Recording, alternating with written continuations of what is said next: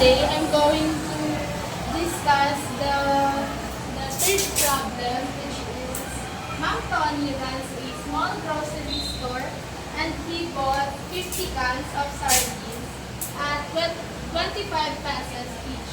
He planned to sell them with a 20% markup and included a 12% VAT in the selling price. However, due to a price war with a nearby competitor, he gave a 25% discount. Some of the sardines expired before he sold them and he only sold 30 cans. So, ang unang hahanapin is yung original selling price before VAT.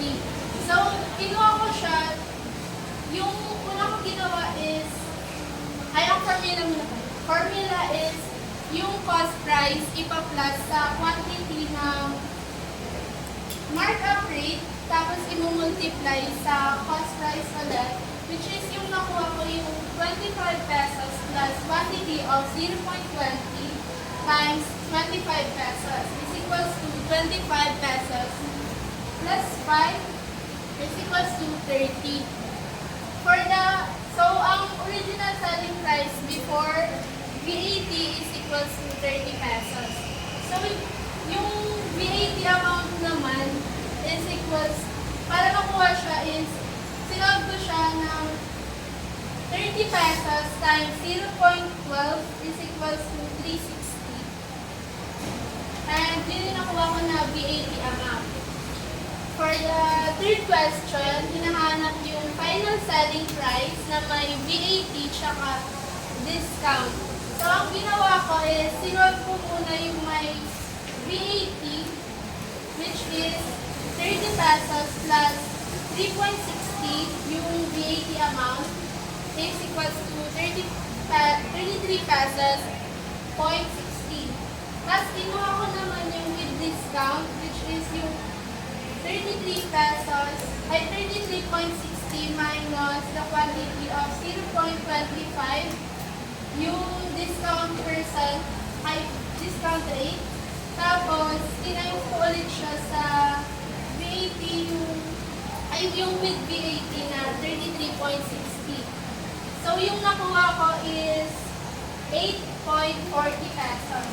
Tapos, pinagsama ko sila, which yung nakuha ko is 25.20. Ang ginawa ko is, minus ko yung may VAT sa discount, which is yung 33.60 pesos, tsaka yung 8.40 pesos.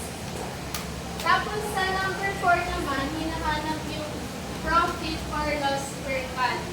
So, ang profit na nakuha niya sa isang can is binenta niya to na may 25.20 pesos, which is yung nakuha natin kanina sa may VAT tsaka discount. So, minus ko siya sa original cost price. So, ang nakuha natin ay 0.20. So, ang profit niya per can ay 0.20 pesos. Tapos, yung total profit or loss after selling only 30 cans.